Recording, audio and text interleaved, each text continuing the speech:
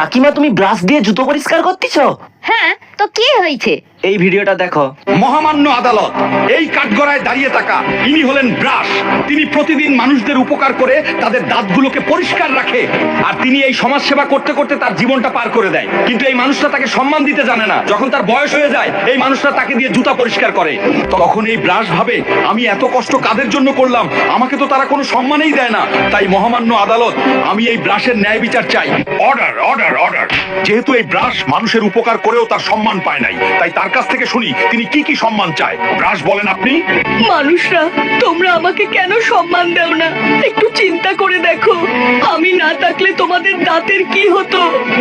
Please আমাকে দিয়ে আর জুতা পরিষ্কার করো না, প্লিজ।